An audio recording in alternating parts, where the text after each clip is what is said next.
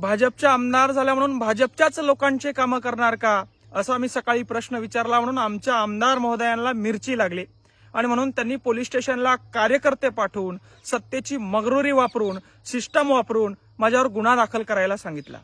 खरं तर तुम्ही आमदार आहात.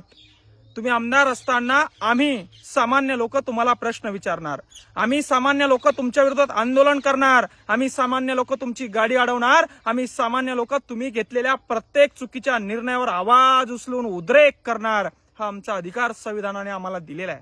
असल्या गुन्ह्याला आम्ही भीक घालत नाही तुमच्या. आम्हाला संविधानावर विश्वास आहे. मात्र तुमची हिटलरवादी वृत्ती यातून लक्षात येते. तुम्हाला जर का तुमच्याच लोकांचे कामं करायचे होते तर आमदार कशाला झाले? तुम्हाला जर का तुमच्याच भूतप्रमुखाच्या वावरात जायचं होतं तर आमदार कशाला झाले? पार्टीचा अध्यक्ष व्हायचं होतं, पार्टीचं एखादं पद घ्यायचं होतं. आमदार म्हणजे काय तुमच्या घरचं पद वाटलं काय तुम्हाला? आंधळे पंचनामे केले, जिथं जास्त नुकसान झालंय ते सोडून दिलं आणि कार्यकर्त्याच्या वावरात जाऊन पंचनामे केले. आणि मग मी बोललो तर कार्यकर्त्यांचे माथे भनकवून त्यांना पैसे देऊन सत्तेचा सिस्टमचा गैरवापर करून पोलीस स्टेशनला पाठवले. माझ्यावर गुन्हा दाखल करायला सांगितला. ओ आमदार साहेब, इकडं वाघाचं बछड आहे, घाबरत नसतंय. असे 1000 गुन्हे घ्यायला मी तयार आहे. पण एक गोष्ट लक्षात ठेवा, तुम्ही आमदार आहात, जबाबदार व्यक्ती आहात आणि जबाबदार व्यक्तीला प्रश्न विचारणं हे आमचं काम आहे. आणि आमच्या गोरगरीब शेतकरी बांधवांवर अन्याय होत असेल, एकतर्फी भूमिका त्यांना जर का तुम्ही देत असाल, भेदभाव जर का त्यांच्यासोबत तुम्ही करणार असाल तर तुम्हाला खणकावून जबाब विचारला जाईल. आमदार झाले म्हणजे काय राजे महाराजे झाले नाही तुम्ही. गुन्हा दाखल करताय, न्यायदेवतेवर आम्हाला विश्वास आहे. पण तुम्हाला असं वाटत असेल की गुन्हा दाखल केल्याने या मंगेश साबळेचं राजकारण संपेल. मी राजकारण करत नाही, तुम्ही राजकारण करतात. भ्रष्टाचारी अतुल चव्हाण राजकारण करतो. 250 कोटीचा भ्रष्टाचार झाला म्हणून सांगितलं, 4 आठवड्यात उत्तर देतो म्हणे.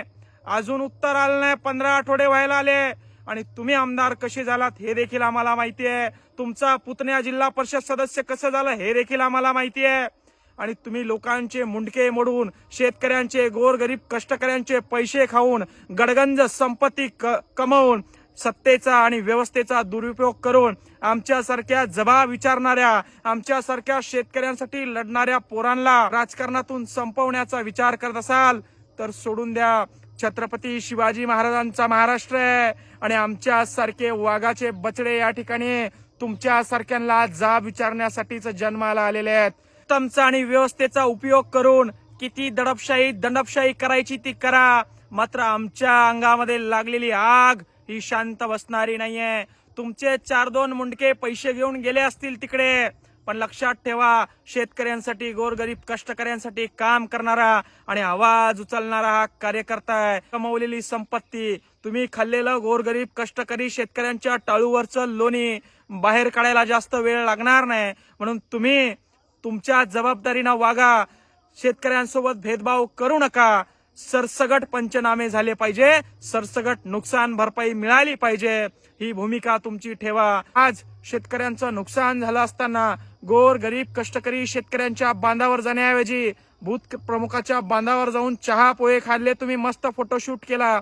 आणि आम्ही तुम्हाला बोलायचं नाही की शेतकऱ्यांची काबाड कष्ट करणारी पोरं आणि जाब विचारणार. आम्ही टॅक्स भरतो म्हणून पगार तुमचं होतं आणि म्हणून आमच्या पगारावर जगणारे तुम्ही अशी दडपशाही करून मगरुरी सत्तेची मगरुरी व्यवस्थेची वापरून आम्हाला दाबण्याचा प्रयत्न करत असाल तर याचा उद्रेक होईल. आणि सत्तेची मगरुरी तुम्हाला एवढी आलेली आहे, तुम्ही व्यवस्थेचा आणि सिस्टमचा वापर करून गुन्हे दाखल करायला सांगतायत.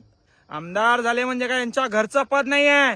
प्रत्येक मतदारसंघातील नागरिकाला सांभाळून घेणे, त्याच्या सुखादुःखात सामील होणे हे यांचं कर्तव्य आहे.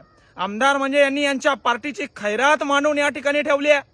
हे पार्टीचं पद नाही, हे पक्षाचं पद नाही, इथल्या जनतेला व्यवस्थेने डॉक्टर बाबासाहेब आंबेडकरांनी दिलेलं पद आहे. म्हणून यांच्या मुजोरीला आम्ही घाबरणारे नाहोत. अनुराधाताई चव्हाण यांना वाटत असेल की या साबळेवर असे 4-2 गुन्हे दाखल केले म्हणून हा साबळेचं राजकारण संपेल, तर मी राजकारण करत नाही.